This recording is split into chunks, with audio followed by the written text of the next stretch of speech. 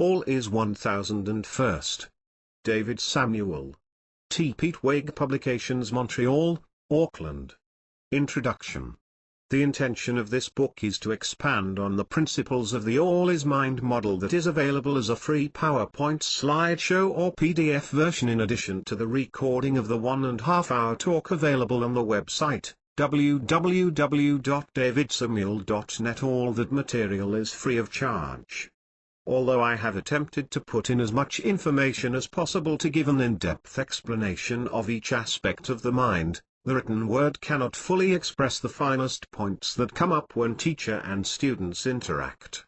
However, due to the limitations of time and location, I hope that this book in combination with the slideshow will give you enough information to make significant progress in mastering your mind and life. You will understand a lot more of what is going on, and in time, perhaps, these principles will be absorbed and give you more than you perceive at the moment. I suggest that you forget everything you know, anything you have read or learnt, and do not compare these concepts to previously accumulated information. In order to work with any medium, the artist must understand its nature. Be it wood, paint, clay, chemicals, plastic, animal training, or anything else. Understanding how it will react to temperature, humidity, stress, cutting and any other interaction is vital to making the end product as perfect as possible. The human mind is one of the most difficult mediums to work with because the mind itself has common factors to all minds. We can think we understand it, yet each mind is so individual that one will react completely differently to another in the same situation. All minds can be dealt with the same, but only to a limited degree. The analogy is a motorway with hundreds of lanes.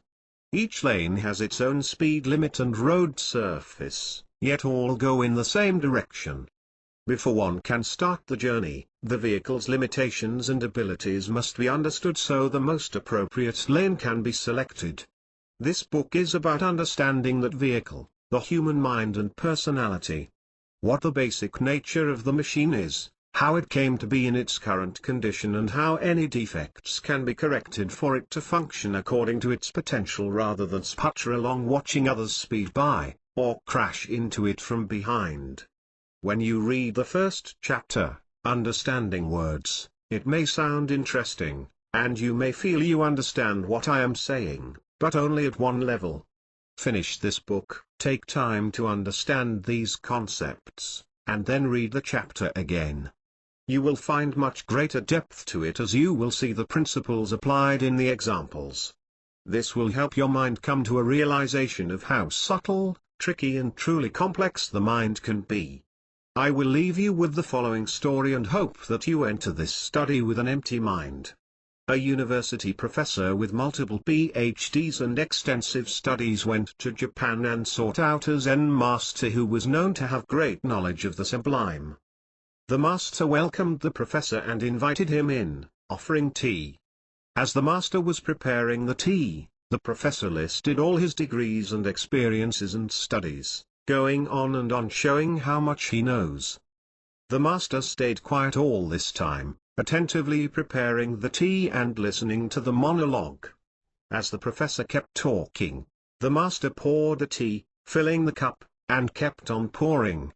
When the professor noticed the tea overflowing from the cup, he cried out, "What kind of master are you? Can't you see the cup is full?" The master replied, "As the cup is full, putting more tea in is only a waste. It must be empty first to receive and hold what it gets." Understanding words. We speak with words and listen to them. But what are words? They are sounds that convey ideas. If I say the word horse, it may immediately conjure up in your mind an image of the animal you have come to know as a horse, or without any context or spelling, perhaps you may think I am talking about the sound of my voice. But to someone who does not speak English, the word will fail to bring any image to mind. Hence, while either speaking or listening, it is of no use to get lost in words themselves. Instead, we need to focus on the meanings behind them, on the ideas they are conveying. Words are among the most dangerous powers a person can wield. when what you hear is not what the other person is trying to say, and conversely, when what you want to say is not what the other person is hearing, a conversation can quickly turn into a confrontation. The best precautions are, first, not to take the words we hear literally, and second, not to trust your own interpretation of others' statements.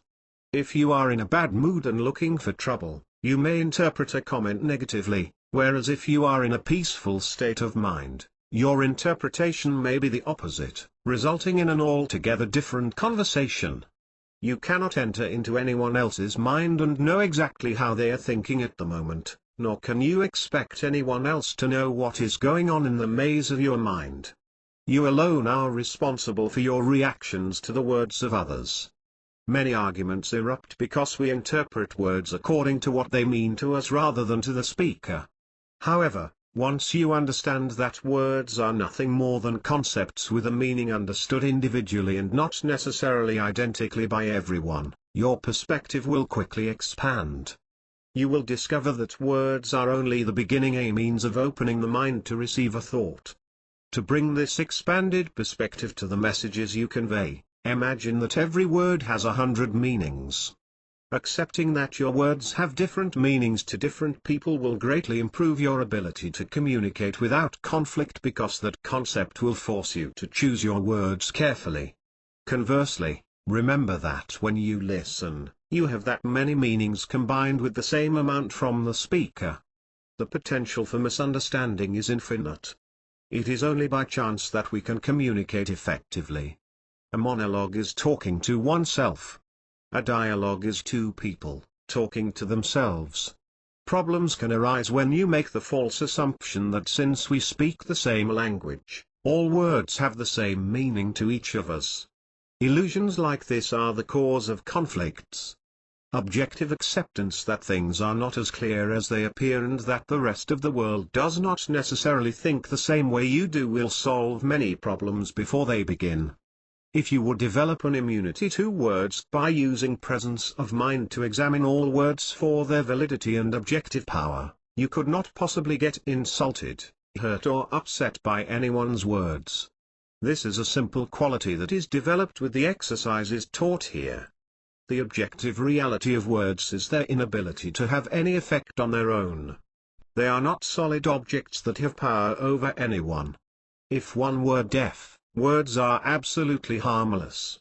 Words to a deaf person don't exist, if they did not read lips, of course. Therefore, if words can only affect some people and not others, proves that in themselves they have no real existence. If something had an existence of its own, it would have an effect on everyone, as does a stone dropped on your foot. If a stone is thrown at someone regardless of who they are, it will have an effect.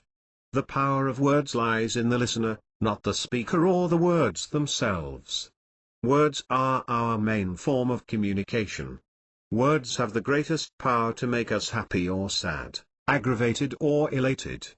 How can something that has no actual material reality have such a powerful effect over us emotionally and physically? Words themselves have no more power than the breath coming out of the speaker's mouth. It is when they reach the listener's mind and get interpreted that they acquire a value and power. The power of words is in your mind alone. This is the reason we must learn about the machine we call our mind. Without understanding its methods, functions and defects, we are perpetually subject to a life that changes course daily. The strength of words is entirely subjective and personal. They are a knife that you pick up and stick directly into your own heart, through your mind. If someone put a knife on the table, and you did not pick it up, then it could do you no harm. But, if you did pick it up, and then stick it in your own heart, who is to blame? The bizarre question is, why do we continually pick up that knife and stick it in deep, then twist it around some more? If someone gives you a gift and you don't accept it, who does it belong to? How you interpret the meaning of words is based on your own opinion, which in effect is your subjective view of the world. Your subjective opinions are the veil which hangs between you and your interactions. Every word, sound, smell, sight and event that reaches your mind and intellect passes through this subjective veil of interpretation. Your imagination is the chef to your mind, feeding it the specific food to get certain reactions. This subjective veil forms from your first breath until you stop learning about the subject in question. You stop learning as soon as you are certain you understand something, and your mind is then closed to that subject. As long as you keep learning with a subjective mind, your learning is distorted to your beliefs. Once your mind is satisfied that it understands any item, including the definition of a word, then it closes down the learning function and places that in a box labeled understood. That is a subjective mind. It knows something and is satisfied that its opinion is correct, and then pulls out that definition any time the item appears. If your mind is objective, then it is open to questioning all things in context of the current situation, including words. The subjective person lives looking through boxes of past experiences. The objective person has no boxes to carry around. A subjective person is a prisoner to their thoughts and opinions. An objective person is free to choose what they think and adjust or adapt spontaneously. This veil is basically our personality, who we are, who lives each day and determines our experiences in this life, good or bad, filled with conflict or harmony. This personality can change and grow, or it can stay the same. It is a matter of understanding how it works, and putting in the effort to refine it. One who has found the power of words and ease by which we are manipulated so subtly by the words and events of every moment, and has disarmed their power, cannot be insulted or hurt. Your subjective interpretation of a word is the real cause of conflict and arguments because you interpret what you hear based on your preformed opinion rather than what is relevant to the situation or speaker.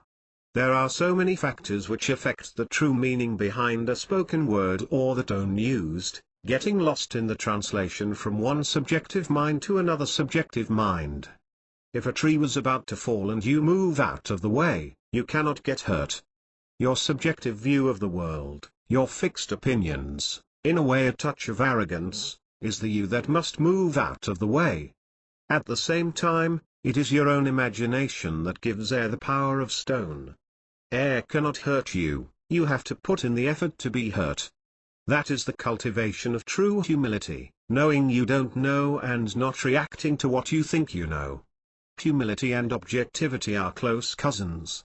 Any emotional reaction to another person's words stems 100% from the identification in your own mind and has nothing to do with the words themselves.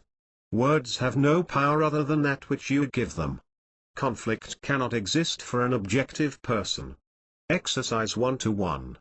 This exercise is easier to do standing up, but you can do it sitting or lying down as well, whatever works best for you. You should practice at least once or twice a day, but you can do it as many times as you wish. The more you do it, the faster you will become proficient.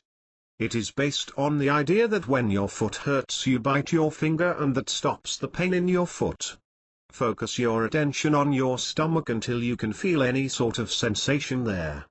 Once you feel something, then focus your attention on your forehead, again until you feel some sort of sensation, then move to another part of your body.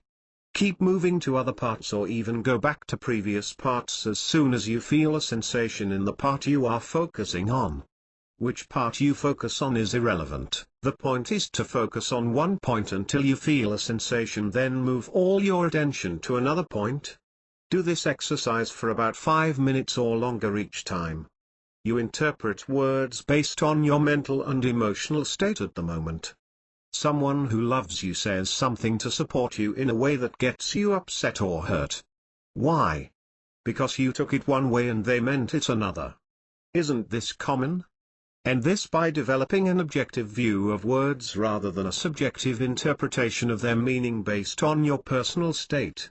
If the speaker says something, then the words should be taken according to the speaker's emotional state, not the listener's.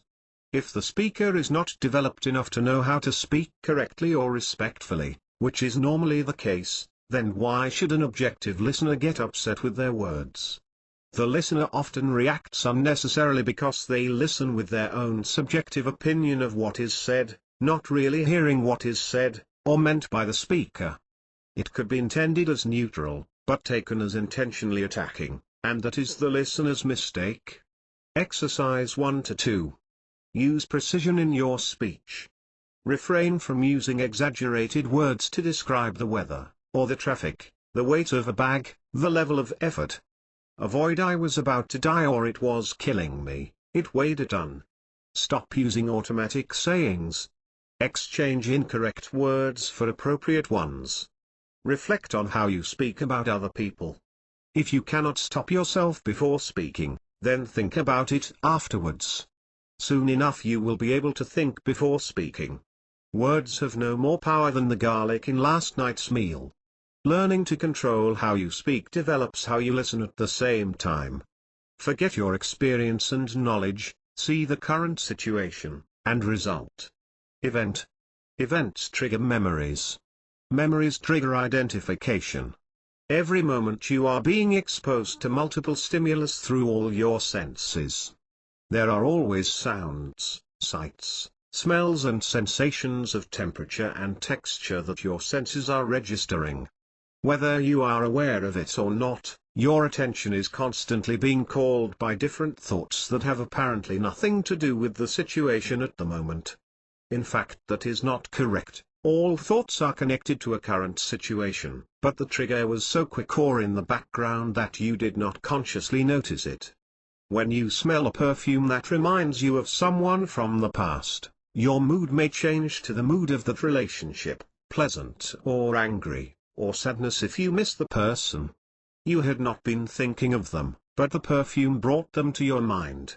When someone mentions a roller coaster or going horseback riding, your mind will go back to your past experiences, even if it was when you were 5 years old, and you will like or dislike the idea of going on that ride. You may even feel nauseous at the thought of a wild roller coaster ride even though you are sitting still. An event could be a conversation and someone says something that triggers an emotional reaction, even though that person had no intention or idea that what they said would affect you.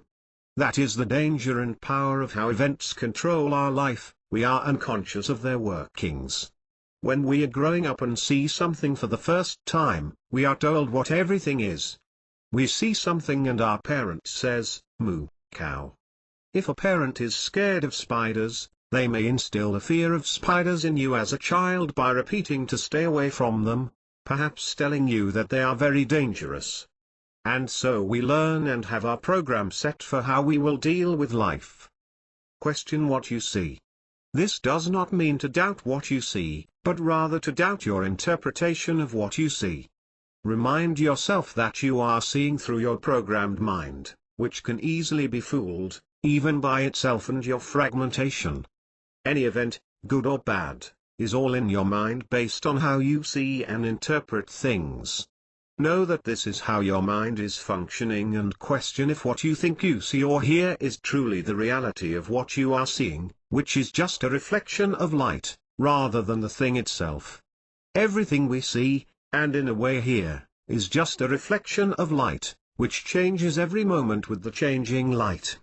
If you look at your face in a mirror, and the light is from above, you look very different than if the light was coming from below or one side. Photographs are a good way to notice this as well. It all depends on the light, to make you look old, young, happy or sad. An interesting experience is to watch a mountain or large object for a few hours from before sunrise or before sunset. Notice how different an object appears as the light changes, as if it is not the same thing at all. Do not take everything as it appears to you until you are capable of seeing objectively, in a clear undistorting light as if for the first time. That light is the wisdom mind, clear thought. That light is obstructed by the veil of your personality, the fragments, buffers, self-lying and so on. The analogy would be that when you are awake, the light of your mind is on, when asleep, it is put to very dim or off. When the lights are off, you do not see a thing. So the brighter the light, the clearer you see. As long as you live with those defects, the light in your mind, meaning your mind that is processing everything you see and hear, is obstructed like having your finger over the lens of the camera. You only see part of the image. 3. Identification. Two people were in the garden discussing a flag blowing in the wind.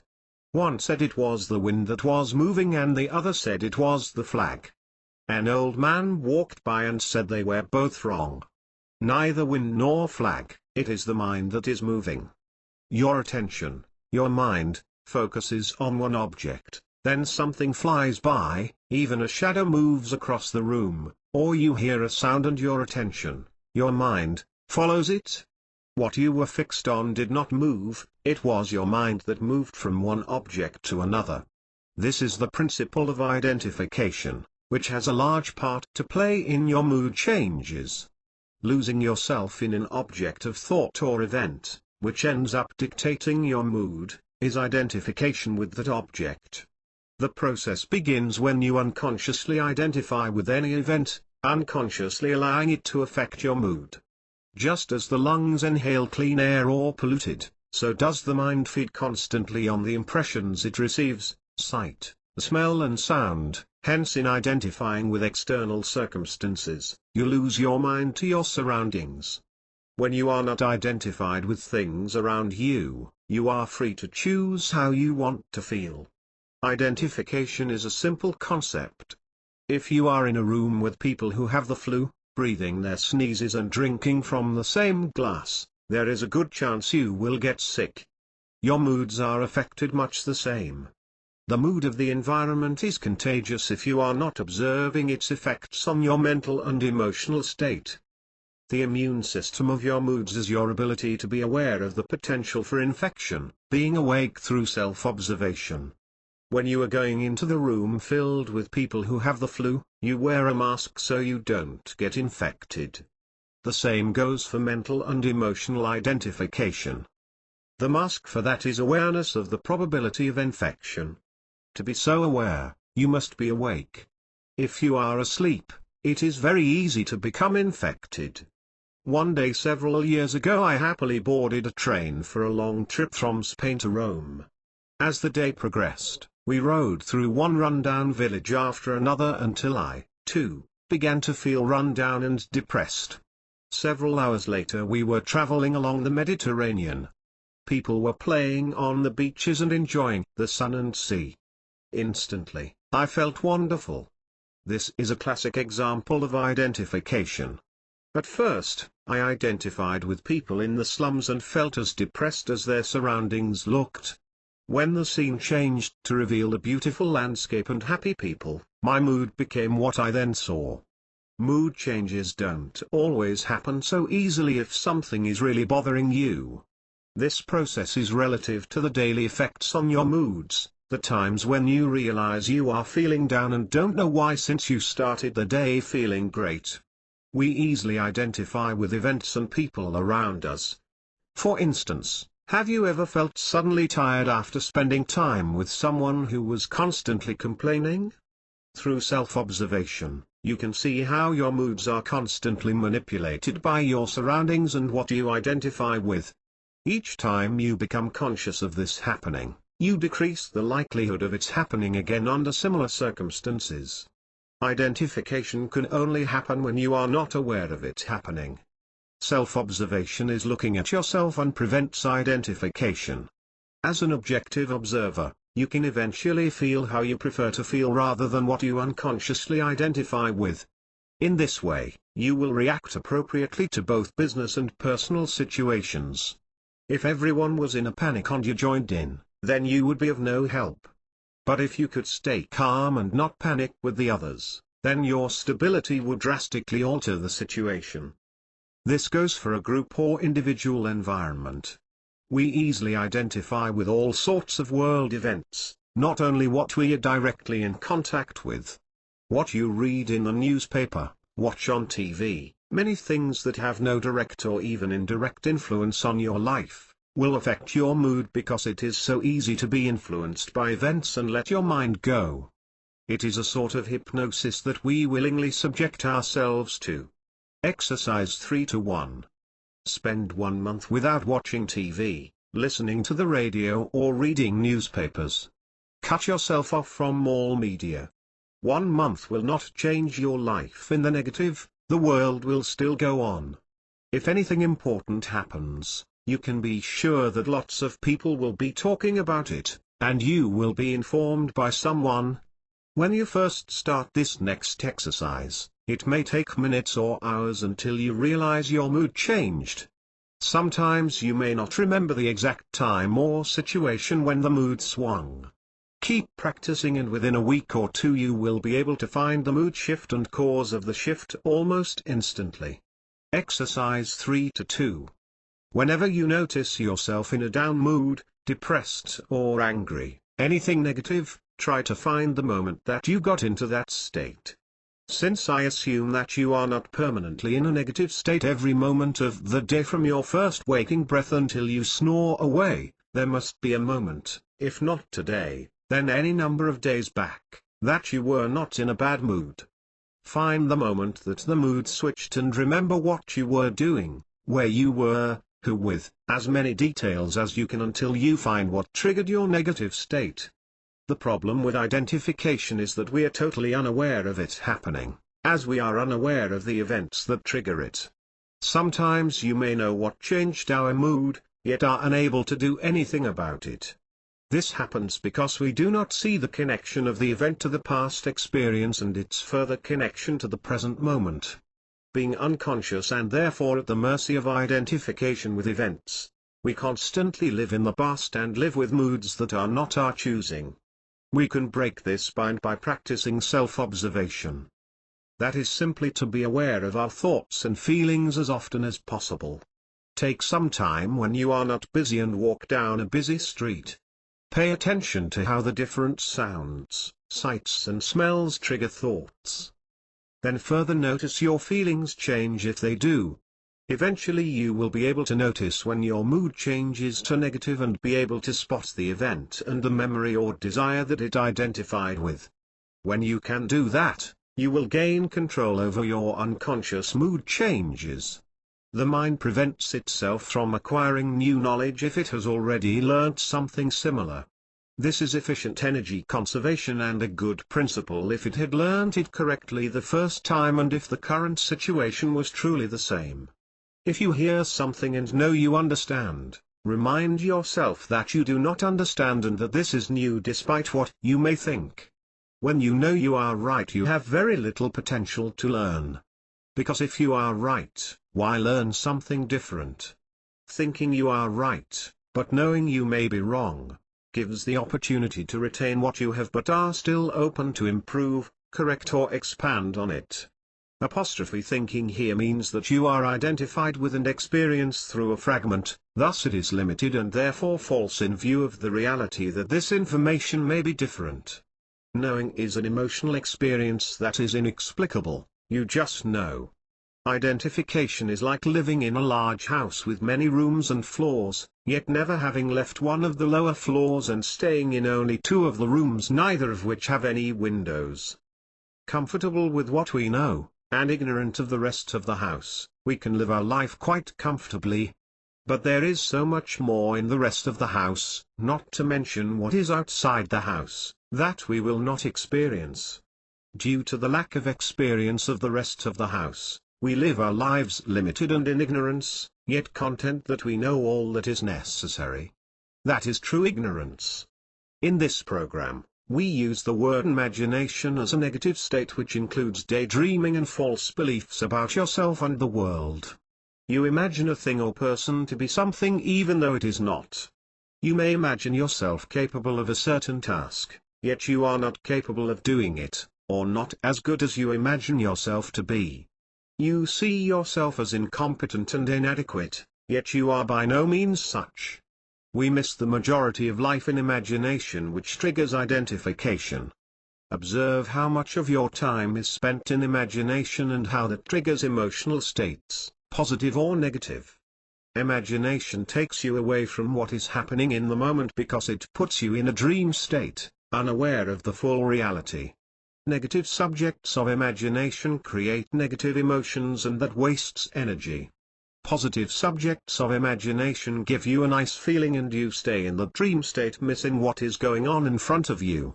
Either way, you are in the realm of being a machine, automatically doing what is in front of you and sleeping while you do it.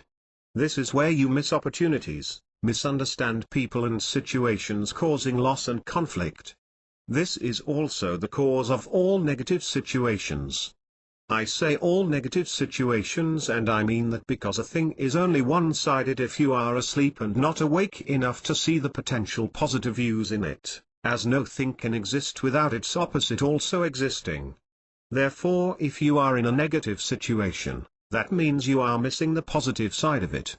If you are awake, you see both sides of all situations, thus gaining benefits and preventing troubles. Exercise 3-3. Do not express negative emotions.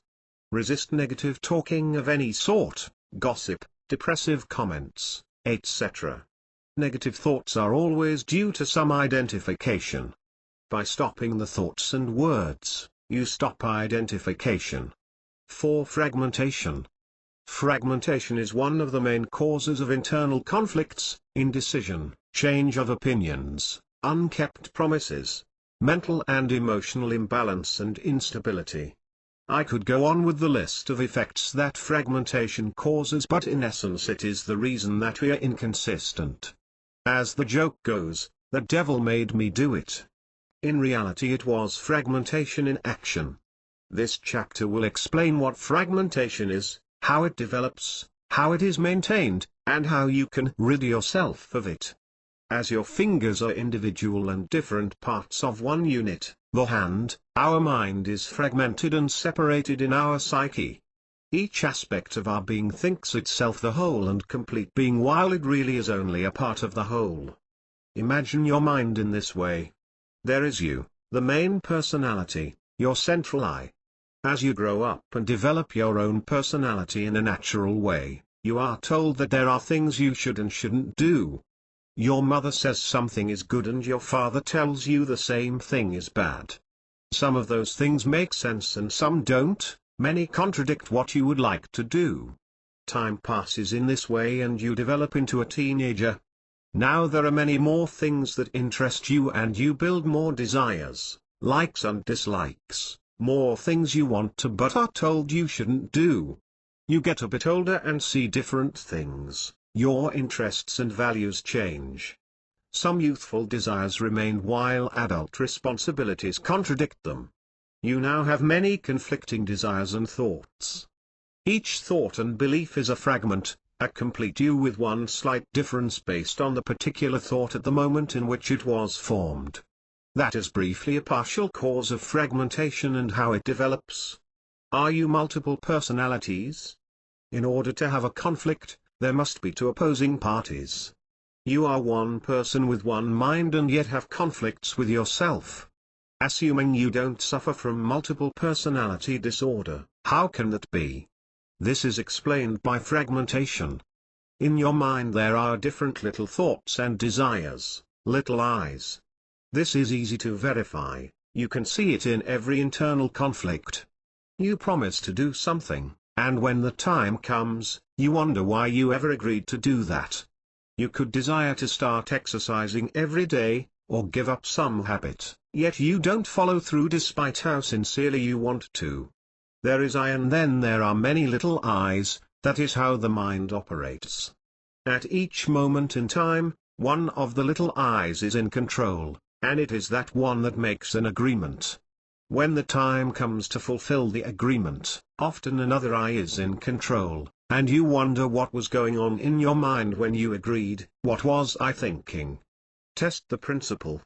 Have you ever made a commitment to do anything, big or small, with a full and sincere heart, to yourself or another person, every intention to do it enthusiastically, but when the time came, you did not want to?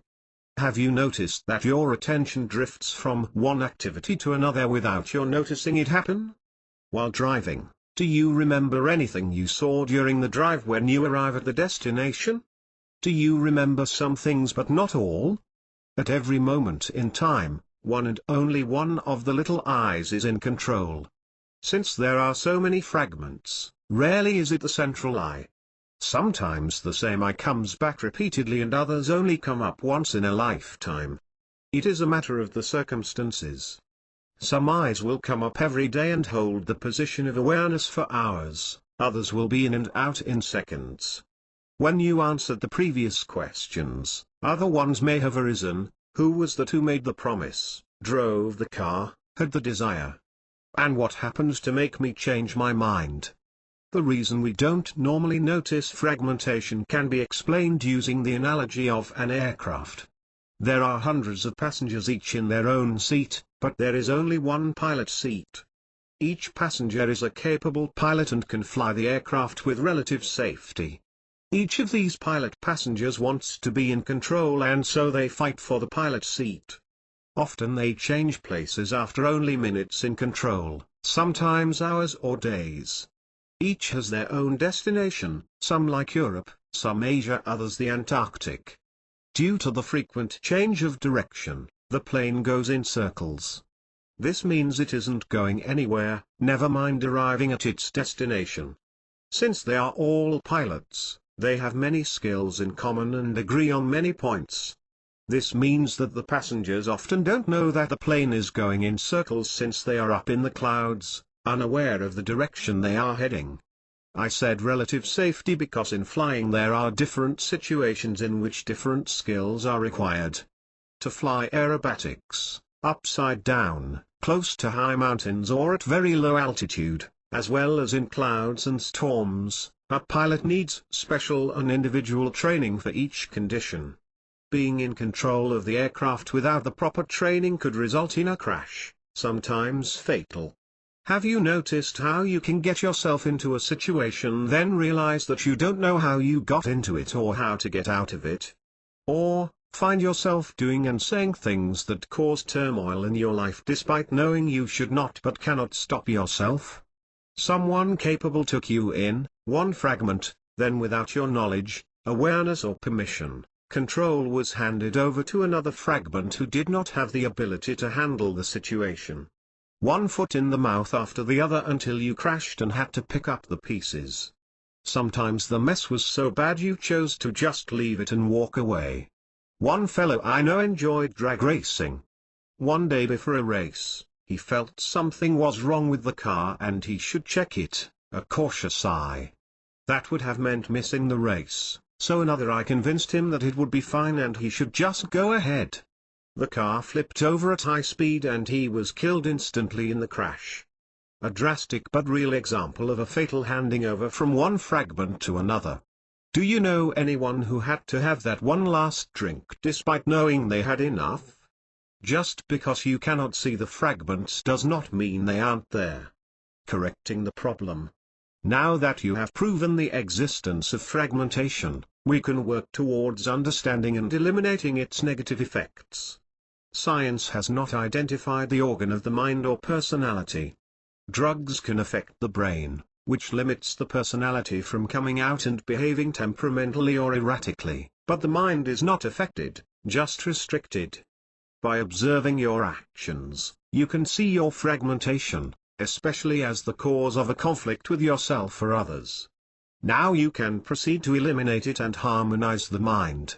The result will be a reliable, balanced personality, which has the ability to be spontaneous without causing anyone harm.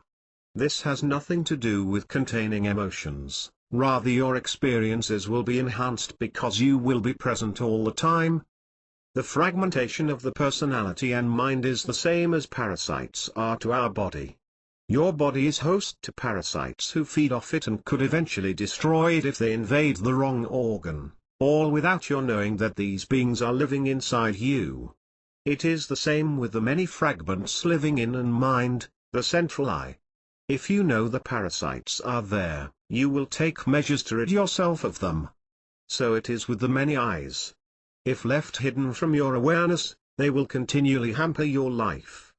Unification of fragmentation is similar to several individual musicians in the same room, each playing a different type of music making nothing more than a great big noise. The conductor unifies their efforts and skills and thus creates a beautiful single orchestra. Unification of fragments is really elimination.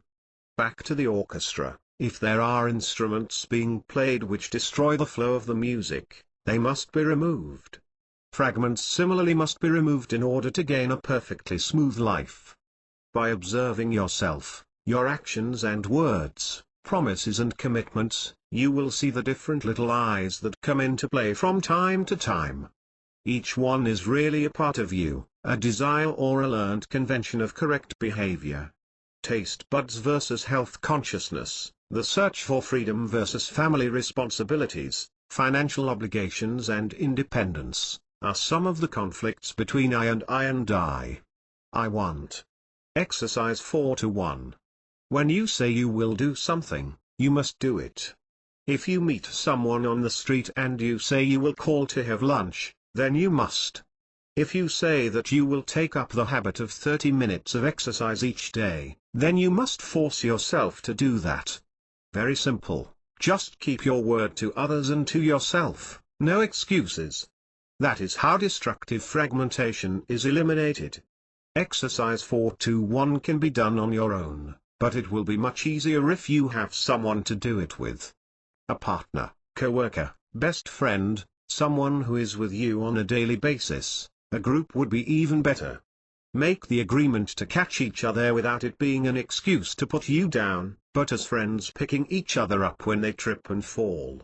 Every time a fragment gains control and makes the decisions, it gets fed. That is how fragmentation is maintained. Its food is the power to decide. If one fragment comes up and you refuse to renege on the word of another fragment, you have denied its meal. Eventually it will starve to death and you will be with one less conflicting desire.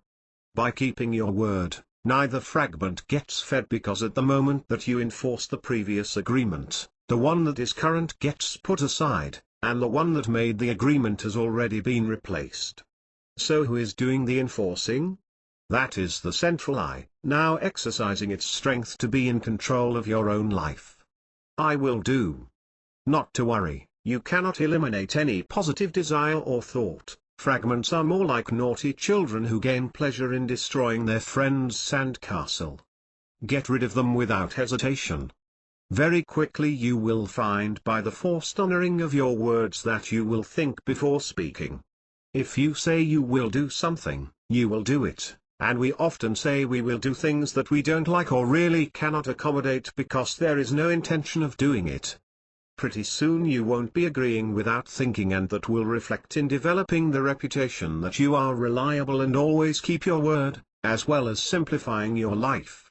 The elimination of the fragments will mean there is less competition for control against the central I. This I is very consistent, but as I said earlier, the problem is that it is rarely the one making the decisions. When the competition is reduced, it can be in the decision-making seat more frequently. Consider something else. How often do you make a bad decision based on indecision? Not deciding is actually a decision. Fragments can play you like a tennis ball until you are worn out, at the end of the day or your life. Fragmentation is the source of the majority of our troubles on all levels. Observe your own thoughts and you will see how it works within you.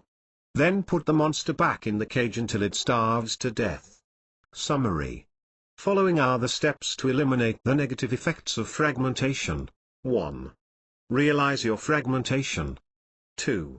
Know that you must eliminate your fragments. 3. See how fragmentation is keeping you fragmented by ignoring that each part is a fragment rather than a whole being. 4. When you see your fragments taking control and preventing you from unifying yourself, do the exercises and don't let them distract you. Find several things to commit to just to increase your efforts of honoring your word. 5. Fragments will show themselves as bigoted opinions, closed-mindedness, gossip, lying, etc. See them and stop them from controlling you. If you cannot stop the actions, at least be sure that you realize what they are making you do. Realize that you are acting from fragmentation rather than from a unified mind. But do not fool yourself into thinking you see but really not seeing. That is self-lying.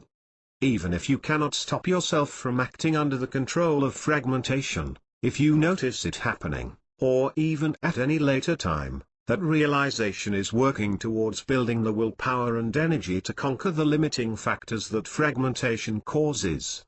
You can't conquer it in a day, nor is it a difficult exercise. Just know what you are doing and that will work towards the resolution. Knowledge is the greatest power you can possess. Knowledge of your own mind unleashes infinite possibilities for you to reach your potential. Self-lying. Self-lying is our greatest hindrance to success. The truth cannot be found when you are living in a lie. Self-lying is just that, lying to yourself. We may call it by other names, justify it, ignore it, or give in and believe it without even knowing what we are doing. Self-lying destroys many of our abilities and potential and prevents us from improving ourselves by making us think we are fine as we are, or not capable of achieving what we desire. And most importantly, self-lying perpetuates fragmentation. If you have a goal, and you believe that is the most important thing in your life, everything you are living for, then why are you not devoting every bit of energy, time and sacrifice to achieving it? Are you taking some precious time to watch movies, read magazines, play games, or do other fun things that in no way serve the purpose of achieving your goal? Then tell the truth, what really is the most important thing in your life? This is active laziness. Active laziness. This principle is very evident when there is something we should do, either out of obligation or because we think we want to. Active laziness is having so many projects or hobbies or things that you are interested in that you have no time to do the things which you think you want to do and know are beneficial or required. Beware of all those things you do that take precedence over other things, and give each their true priority and value. Test yourself right now. Do you lie to yourself? If the answer is no, then you are lying. If the answer is yes, then you are perhaps lying as well. Self-lying is to make yourself believe something without really believing it. Now put yourself to the real test. What would you do to achieve your greatest desire and goal? Anything is the common answer. If the challenge was to fast for 30 days, or leave everything you have and live as a beggar in India for 1 year, having no money, place to sleep, food to eat, nothing more than the cloths on your back, not even a toothbrush, would you do it? So is anything the truth? As you see, we often say things and even believe them, but they are lies. We may call them exaggerations, but that is another lie. To believe something that is simply not true is to believe a lie. Integrity, reliability, sincerity and honesty are just some of the qualities that deteriorate with self-lying. Humans are a funny species. We have abilities yet we do not develop them, or we use them only by chance and very weakly. Intuition is the most common of these undeveloped abilities. Once in a while we sense that something is not right. We have the ability to know every time, but we do not use it. There are times when you are confused, you know that something is not right with what someone is telling you, but at the same time you feel that they are telling the truth. Both your feelings are correct. They are telling the truth, but it is a lie. And you can convince yourself of something and really believe it. For instance, if your friend is moving to another home, you offer to help in the move and offer your fancy BMW to carry his stuff. You may really believe it at the time you are saying it, but in reality that is a lie because you have no desire to get your car dirty or spend a day or two moving. And so you have told the truth, which was a lie. If you are confronted with the accusation that you are not being honest, you will defend your sincerity to the death because you have believed the lie. However, the intuition of the other person knows that something is wrong and you have tricked yourself, but not always them. They may know, but then they may lie to themselves and believe you are being sincere because they need your help. One lie after the other. Take some time now and think about these examples and how they apply to you. Think of the many times you lie to yourself and then justify it or distract yourself so you do not think about it anymore. Imagine how that has affected your life. Just recall any time that you really wanted something and the other person would not trust you. Then you grumbled away or gave yourself a good dose of self-pity as to why you are not trusted when you are so honest. Think back to the teenage dating years. How many of these little lies have we convinced ourselves of only to find out very soon that we did not mean it at all? It is very difficult to see your own self lying. You have been lying to yourself for so long and have become so good at it that you cannot notice the lies. In order to conquer this very subtle and refined skill of trickery, we need to take an outside objective view of testing what we believe to verify if it is true. If you believe something, then analyze the belief by questioning its validity. Pick up any flaws or contradictions and test it to be true. Explore all your beliefs and test them logically. Be brutal with yourself, because self-lying keeps itself in power by convincing you that it was just a normal or slight exaggeration. With that attitude, you will never be rid of it. Calling a lie exaggeration is a lie to hide a lie. Think and achieve. The power of thought to think yourself into a possession or situation is definitely a reality. We can actually think ourselves into amazing achievements, but we cannot do that if there is self-lying.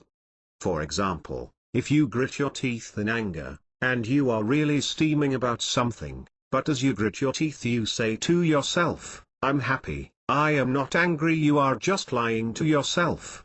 If you say you are not angry while you burn in anger, you will never get over your anger, and then it becomes a habit to say to yourself that you are never angry even though you are. If we do that long enough, we believe the lie so strongly that counteracting it becomes near impossible because the power of thought has convinced you of it. On the other hand, if you are angry, notice, acknowledge and feel that anger, then say that you refuse to be angry. You may truly never get angry. When you are angry, it may be true that you do not want to be angry, but not true that you are not angry. These lies destroy our energy and ability to focus. They also show other people that we are not clear-minded. As for achieving goals, that possibility dwindles to nearly nothing. This is the way that we can live in truth and change anything. Acknowledge what is, because reality is reality no matter what you want to believe. A condition is the condition at that moment, but not necessarily in the next moment. It is the next moment that we are trying to change. Then you will be living in the truth without denying reality, and you can succeed with the power of thought in all its potential. Question yourself regularly: what do I want? Why do I want it? What am I really willing to do to get it? What do I really want? Exercise 4-2. Question every like and dislike and find why you have that preference or aversion. Who also had it that you knew? Exercise 4-3. Pick any habit and change it. Remove one habit, anything or action, and add one new habit. Exercise 4-4. The stop exercise. 4 times a day, at exactly the same time each day, stop for 1 or 2 minutes and notice your breathing, or dig your fingernail into your hand. Anything to focus your attention during those times. Exercise 4-5. Do the sensing exercise #1-1 when feeling negative emotions and move your attention to another part of the body. Notice the negative emotion disappear. Exercise 4-6. Question what you want to achieve in life. What is of most value to you? Basically, what do you want to do or achieve before you die? 5 buffers. While observing yourself, you can see that what you think you believe is not what you really believe. Why didn't you notice this discrepancy before? Because awareness of all the contradictions in your belief system would be difficult to bear. In order to function without feeling guilt or remorse over your contradictory behavior, the mind has created buffers in your subconscious. It is buffers that prevent you from seeing your internal contradictions. A buffer is something that absorbs the shock when two objects crash together, preventing or reducing the damage. Buffers are fully automatic like the heart. Buffers send out flares that distract your attention from noticing incompatible actions with your beliefs about yourself. The most obvious buffers are the justifications and memory lapses that obliterate your actions from your mind. Caught in a lie, for instance, you may justify your actions or change the topic of conversation rather than see yourself as a liar. If you do acknowledge your lie at the moment, you will most probably quickly forget about the situation. Some people don't forget, and they hold the problem with them, causing the mind to be preoccupied and fretting over unfinished business.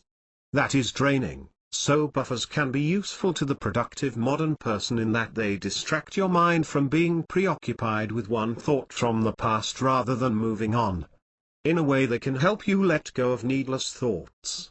Of course that can be a very destructive effect of buffers since it allows us to commit acts that are harmful to ourselves and others and not have any conscience about them, so we can commit the same act again and again. Buffers can as well malfunction just like any organ and work for us or against us. Another buffer effect is someone who has a short attention span, jumping from one activity to another. Simple things like reading a magazine, going for coffee, watching TV instead of tackling some pending tasks could be distracting buffers. All of a sudden you may feel the need to go for a walk when an argument is brewing. In many situations, buffers are the cause of avoidance. Buffers often work against us. If you don't think much of yourself and achieve something of great value, you may come up with some self-deprecating comments or just put down your success to luck, unrepeatable as an experience, and deny yourself the credit you deserve. This perpetuates low self-esteem. These are of course only examples which you can adjust to fit your own life to test the principle. Buffers can help you concentrate. Many people can get so focused in reading something, or watching a show or any activity, that you can talk to them and they just don't hear or know you are there at all. Funny enough, they may even respond and not recall that later. This can be a very good ability of concentration, but it can also be a buffer that just does not want to deal with who is talking to them or what they may be talking about. It is not hard to know the difference between a buffer and good concentration. Buffers are also very good at blame. If you do something and you know it is your own fault, a buffer can give you all sorts of reasons why another person is to blame, turning the spotlight off you and put it on another person. Funny enough, this is a very common event for not only average people, but for people who profess to be on a path. When they are going against their path, they may find all sorts of excuses and reasons that it was not their fault but circumstances or someone else who triggered it. If you have a negative or confrontational nature, buffers will always find ways to blame another person for getting you upset even though it is fully in your control to be upset or not. Buffers are very good tricksters except that they often only trick their host. Other people can see what is going on in the justification, and so a fight develops when more buffers come up to justify the buffers that caused the conflict. Buffers will not stop until they are clearly seen and you refuse to listen to their tricks. Buffers can only function in mental darkness. They are like the monster that vanishes when the lights are turned on. If you can see a buffer in action, then it no longer has its power to distract your mind. Buffers are the original illusionist, getting your attention with one hand while moving the objects with the other.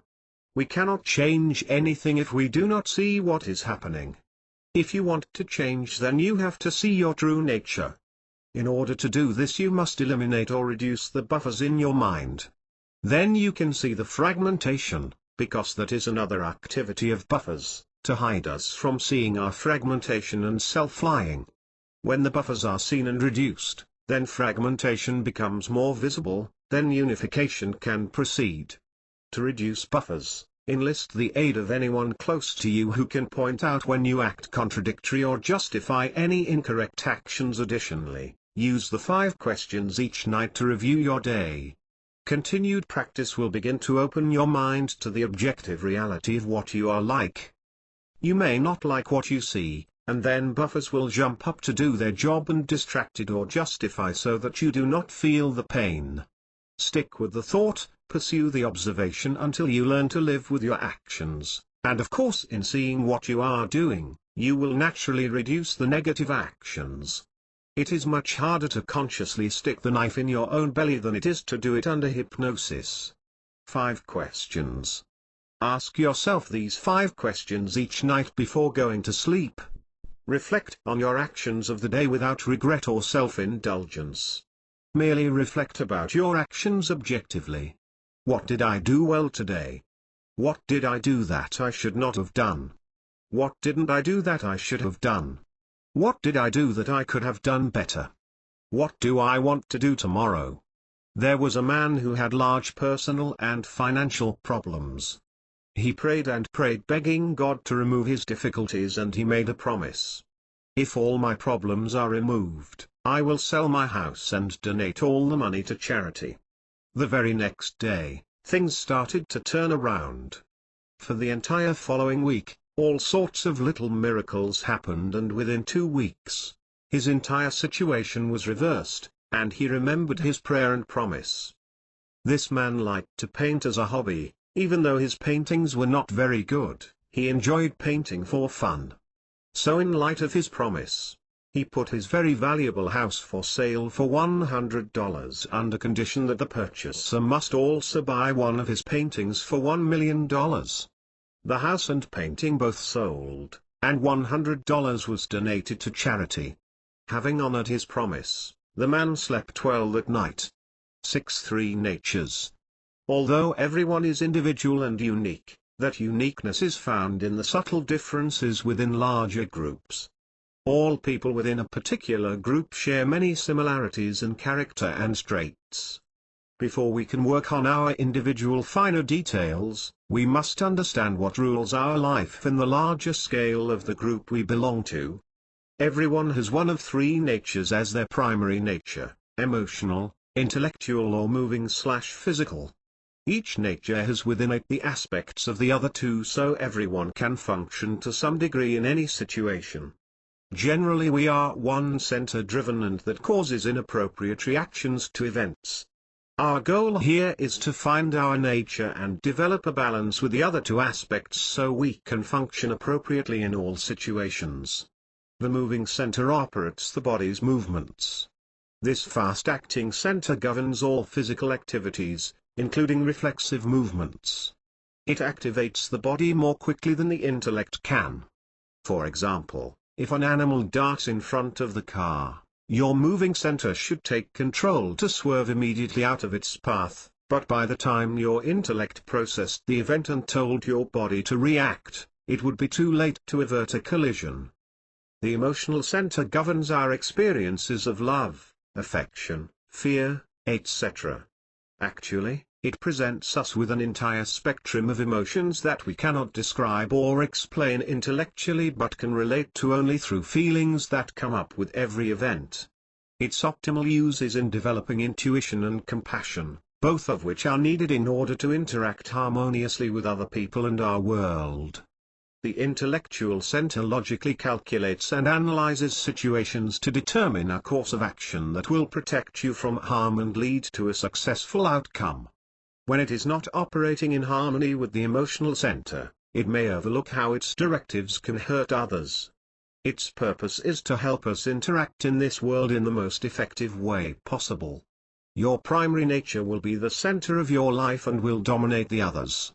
The center that comes to the fore is exhibited by a person's character or talents. A poet or artist, for example, will have a dominant emotional center. For an accountant, the intellectual center will reign supreme, and an athletic person will be moving-centered. This is assuming that a person finds a vocation that is suitable to their nature. Unfortunately, we often find misplaced natures, intellectuals trying to be musicians or emotionals running a business, etc. Let's take a sample of each nature from their city home to a forest. The moving-centered person will think about the great training and fun climbing the trees or doing a forest run. The emotional-centered person will see the intensity of the colors and textures of the trees, sky, flowers, smell the scents, and the intellectual will think about all the money that could be made by cutting down the trees to sell for timber, then building houses because it is such good flat land. As a result of the dominating nature, People will often use the wrong center to resolve problems, and thereby respond ineffectively, if not destructively. In the case of an emotional experience for an intellectual-centered person using its emotional aspect, an emotional reaction will be based on an intellectual decision. For instance, two people who are attracted to each other, yet one may intellectualize to such an extent that they will undermine their chances for a true emotional experience. Calamity is also likely when an emotionally centered person takes charge of a business venture, with an unconscious emotional attachment to the outcome. With an underlying emotional view behind the intellectual thought to arrive at a business decision, the person is incapable of the detachment needed to conduct a wise transaction. For instance, an artist with a strong emotional attachment to his/her paintings may find that they never sell because the buyer does not love the piece. A moving-centered person will think about how a relationship or their job will impact their sports activities rather than the other aspects of their life. Such maladaptive functioning only arises while we are in a conscious sleep. As we begin to observe which center we are functioning from, we start to wake up. When we are fully awake, the appropriate center automatically takes control of each situation, bringing about the best possible result with no energy wasted in conflict or confusion. Only then can we be truly compassionate, by dealing with each situation through the appropriate aspect of our nature. The work on this level of our being is to find our nature and then cultivate the other aspects. By making the others stronger, we bring balance to our being. For instance, an intellectual type should take up more physical exercise and sports. A fast-moving activity will cultivate the instincts of the moving center more than just building up some muscle tone. It is the quality of the aspect that we want to develop, not just the external expression. The moving center instincts must be in control for them to develop. With a fast sport or martial art, your body must run on its instincts because, as we said before, the intellect is just too slow to guide the body effectively in that sort of situation. The emotional person should take up the study of some intellectual work, and the instinctual natured could spend more time observing rather than thinking and analyzing. Painful as both those suggestions may seem, they are just examples to convey that we must cultivate the weaker aspects in order to bring balance. Approach every interaction with the following questions: Am I acting from the appropriate aspect? Do I know what I am doing and why? Are my thoughts and actions aligned with this situation? A comparison can be made with a large estate which has cooks, maids, gardeners, drivers and all sorts of specialized staff. Often the gardener is repairing the cars, the cook is planting the food, the driver is cooking, and nothing comes out quite right. We must put each specialist in their proper job. However, the master of the house has gone out and gotten lost in identification with events and is so fragmented that there is no chance of providing adequate direction. The staffer play havoc with the estate. With the knowledge of our nature, and the nature of other people, we can act consciously and appropriately for each situation using the correct aspect of our particular nature at the right time. When dealing with other people, we can use this knowledge to predict with reasonable accuracy how a person will react to certain events and situations. The emotional type of person should not be given a position which has lots of stress related to serving angry customers, for instance, as the reaction will be very emotional when an intellectual handling of the situation is called for. The intellectual should not be given the job of suicide support. The fourth way is the balance of the three aspects within the nature, not only for your own responses but to balance the other person you are dealing with. 7. Three minds. There are many components that make up a human being. Each component has within it further divisions. This slide explores the component called mind and expounds its divisions. For this subject we will have my mind, which contains the three minds. My mind is one unit that is divided into three minds, the body, ego and wisdom minds. The body and ego minds are the primary controllers of our life.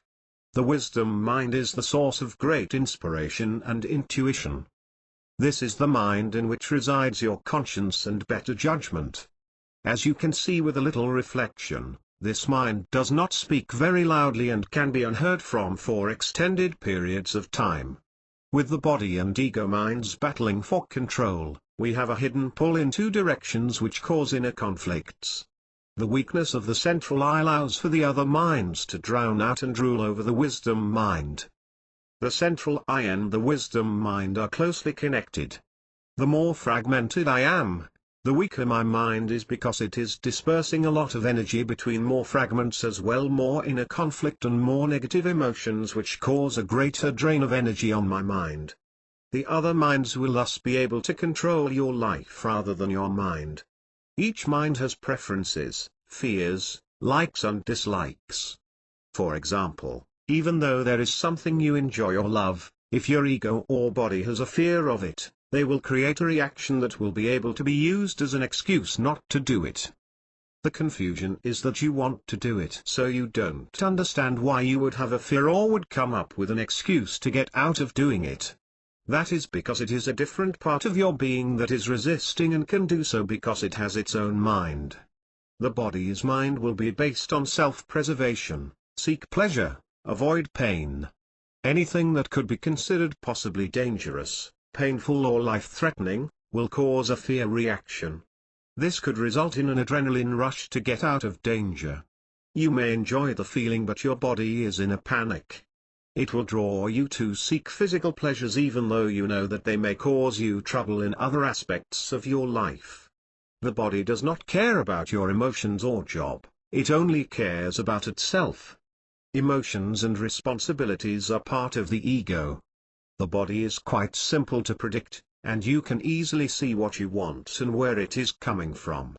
That strong desire for ice cream or to call in sick from work because it is a great day to play outside, alternatively to feel too tired to take on a large physical task and so avoid it for another day, all come from the body-mind. The ego/personality will try to preserve itself in the eyes of other people, based on its programming of what matters. Religion, status, etc. It will avoid the pain of humiliation by refusing to accept responsibly for mistakes and thus admitting to your errors.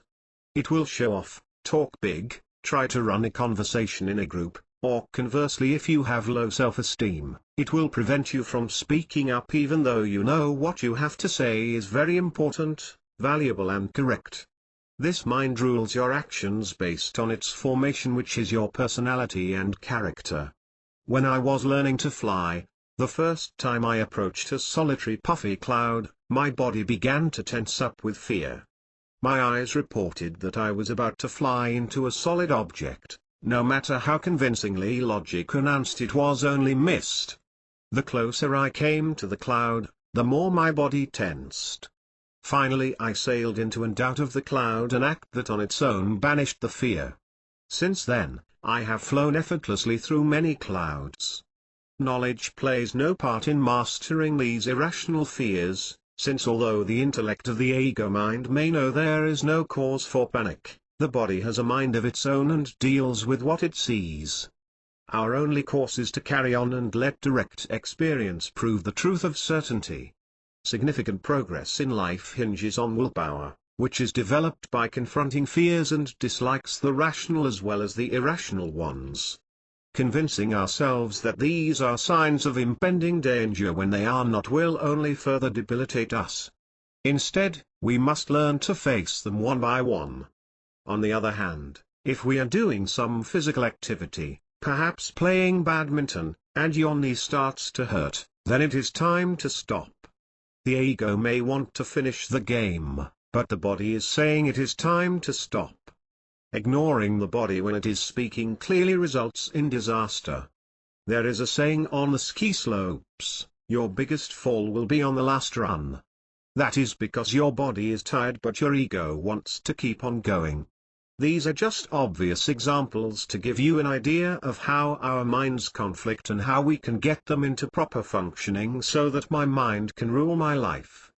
As we put the ego and body minds into place by directing them and listening to them appropriately, the conflicts between them reduce, allowing a quieter mind, the larger 1001st that contains the lesser minds, which permits the wisdom mind to be heard more often. Look at any decision that must be made and determine which mind is speaking, then what do you want, and then enforce your superiority. Don't let the horse take the rider, grab the reins and direct your minds. Body and mind require energy. They are tied and independent of each other at the same time. The body's energy level affects the ability of the mind to concentrate and accomplish tasks. The mind's energy level, or mood, affects the body's energy and its ability to function. The interaction of these two, mind and body, are important to understand so that you don't get confused. There are different types of energy. One is natural and the other is chemical, food and such. The ego mind must be rid of negative moods and thoughts for its energy to be strong for the body to function properly. The ego mind can be tired and think the body is sleepy due to reading something that is hard to understand or terribly boring, so it is expressed in the body wanting sleep, yet a change in subjects or activities will show that there is no need for sleep. The body still has its own energy even if the ego mind is tired. These are apparent illusionary, lack of energy rather than a real lack. Find the cause of your mood or lack of energy and correct it so you have energy to do what you want, or even to know what you want. Your personal interests will determine which mind draws your interest. If you are a sports person or want to understand the physical aspects of being human and the body, you will focus on the body-mind. If you are a therapist or interested in psychology, anyone interested in understanding the ego and personality, then you should focus on the ego mind. If you are interested in going beyond those, questioning that there must be more to life, it is not just to be born, live and die, that there is something beyond just who I think I am that makes me what I am, then you must study all three minds. The answers to these questions lie in the wisdom mind.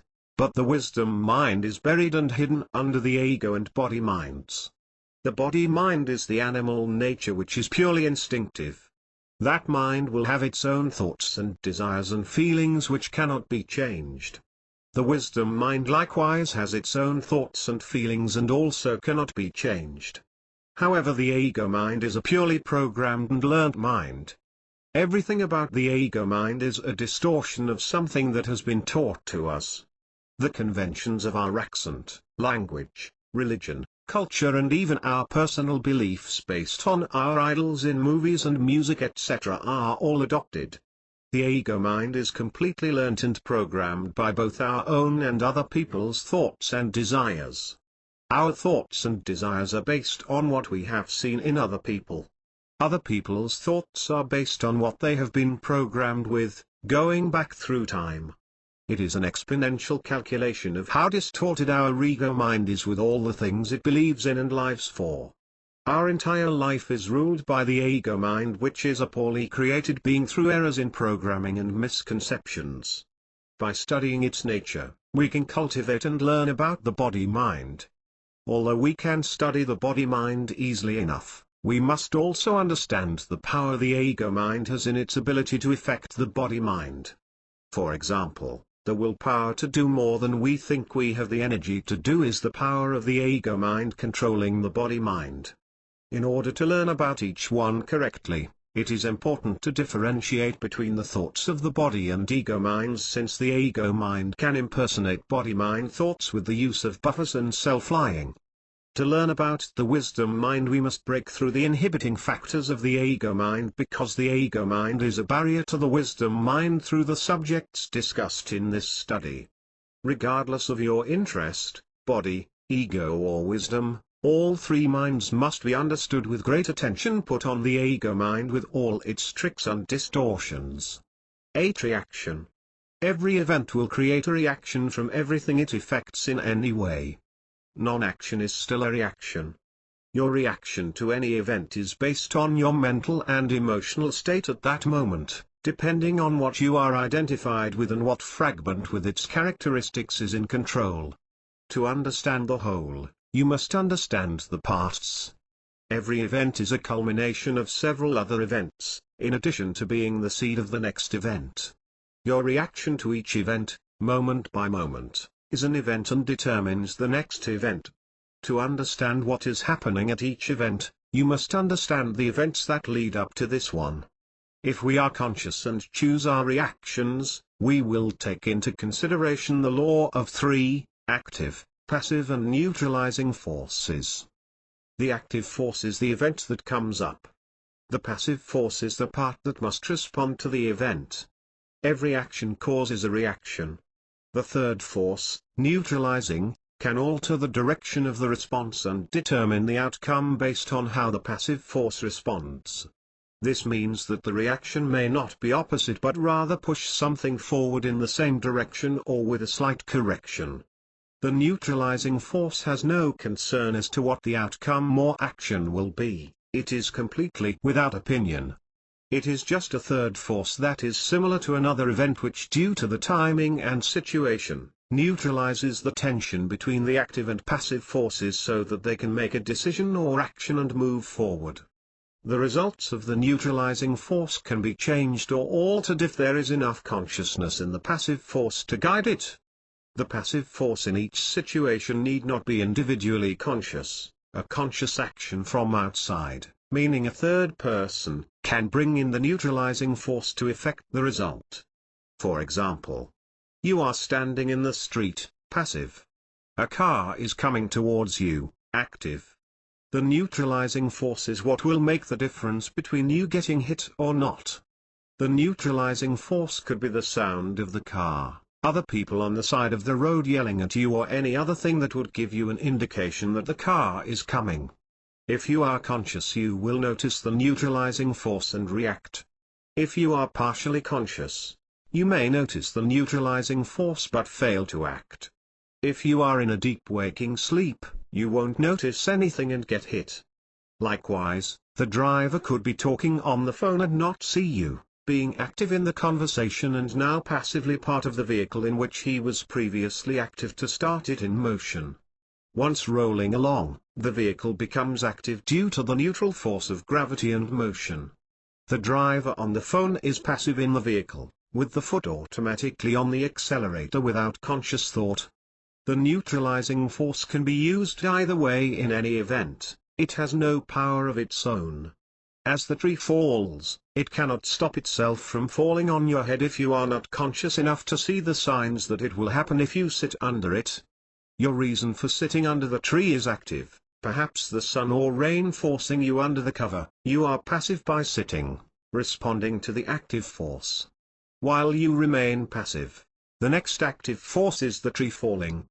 The neutralizing force of your good or bad luck is the indicator that the tree will fall. The indicators are neutral, they can notify you in time to move or shift the direction of its fall. Your response to the neutral force, and therefore the neutral force itself, determines the outcome. You can suffer a tree falling on you, or you can think what good luck you have, perhaps imagine you have a guardian angel looking out for you, or get a bit puffed up and think what a genius you are for having the intuition that the tree would fall. The three forces are present in all events. In a personal or business relationship, you meet a person, the cause of the meeting is the active force, the meeting passive. The neutralizing is that force which will make you decide to proceed or not with this person for the reason the active force created the meeting. The neutralizing force will be indicators as to the character of the person. For example, you can listen to the neutralizing force or not, continue or terminate the relationship on the spot. Just because you do not see a thing, does not mean it is not there. The results then create a new event with the three forces, and so on. Eventually you can make decisions based on seeing the neutralizing force before you enter an event, and by that choose what things to do or avoid. In any situation, you can find the neutralizing force and use it to guide the outcome. This is how we explain and control good luck or bad luck, wisdom, good common sense, etc. by being conscious of the three forces. By using the neutralizing force to our benefit, we gain a bit more control over what is known as our destiny. Sometimes we are lucky and others we are not. Your level of luck depends on your level of consciousness. Every event calls for a reaction, which then starts the next event. The active force affects a passive, which reacts, creating the next active force. The reaction is based on a neutralizing force, your awareness and use of it. Consciousness, however, is not constant. We can be very conscious at one moment, and comatose the next due to identification and fragmentation. This accounts for the irregularity of luck. You can put in the effort to increase your consciousness and increase your ability to control the neutralizing force, and thereby increase your good luck. Likewise, bad luck is also in your hands, but buffers prevent you from seeing and accepting that responsibility and power. Working with the model, you are driving or working on something or talking to someone, any action or event. That is the active force. An event triggers identification to a memory. That is the passive force, your response to the event. The neutralizing force will be interpreted by your imagination based on your presence and awareness, which could be negative, positive or ignored. Either way, you are most likely lost in fragmentation and buffers. Your reaction will be based on your level of focus and attention to the objective reality of the event and how effectively you deal with it based on using the appropriate aspect of your nature and listening to the wisdom minds guiding the ego or body mind as needed. Taking a situation of observing active and passive forces within other people in a battle that is just going back and forth without progress. The active and passive are constantly alternating between the two. The neutral force is not being recognized and used to move forward because the two are so lost in identification that they retaliate with a reaction that causes an equal and opposite reaction and are thus blocked from seeing the neutralizing force.